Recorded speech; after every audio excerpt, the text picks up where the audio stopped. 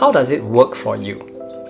Now, do you first begin by thinking of the big picture in the mind and then you set the trajectory and you work towards it? Or do you actually think of all the nitty-gritty things? Now, you might find that a lot of people would actually start off by thinking of all the nitty-gritty things. Oh, I must do this, I must have this resource, I must learn that in order for me to try this. You see, if a person is experiencing an identity crisis or a midlife crisis, for example, I've been doing this for the longest time. I really feel so sick of it. I want to think, what is the bigger picture in my mind? What is the purpose of my life? Am I just meant to do all of that? Is there something far more deeper or greater or more profound to my life? Now, when all of that starts coming in, then you might probably be thinking, if I want to go down the route of thinking nitty-gritty, then it would potentially create a lot more conflicts internally for yourself.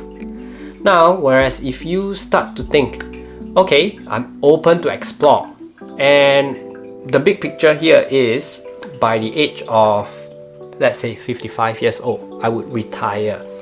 Or perhaps maybe at 55 years old, my bank account would be this figure. Or what I would ultimately want to feel whenever I want to try something new, a particular hobby or particular action. Whatever I do this, it produces this feeling for me. When I start thinking of all of that, it is a big picture, right? It's still very broad. So it gives you a lot of opportunity to explore what gives you this income, what gives you this opportunity to retire at 55, what gives you the avenue to create this sort of actions or do this or perform this sort of activity, if that makes sense, right? So if you start thinking of all the nitty-gritty things, what would happen? If you say that I must have this, I must learn that, I must have this resource in order for me to do all of that, you will potentially create a lot of limitations, a lot of roadblocks for yourself because you will become very conflicted. You see, a lot of people say, I want to start a business. Now they start zoning down, okay, what sort of business? And what sort of skills do I have? And I start saying, oh, but if I start this business, then I need to have this sort of amount as an investment to start off as a capital. And what sort of people must I help? Or what kind of service or product must I have? You see, all these nitty-gritty things starts coming in the way. Not saying that they should not be taught, but they should never be in the first thought. Make sense? They should not be in the first place. The first biggest thought that you must have is always the large trajectory, the direction that you must head to. So always first think of the path or the direction that will lead you forward, then start branching down into the nitty-gritty parts. This is the most important point whenever you start thinking.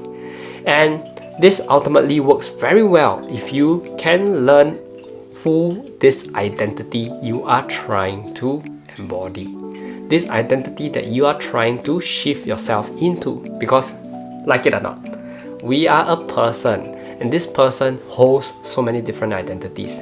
This identity should not be rigid. It should not be just I'm a father, I'm a son, I'm a loving parent or whatever.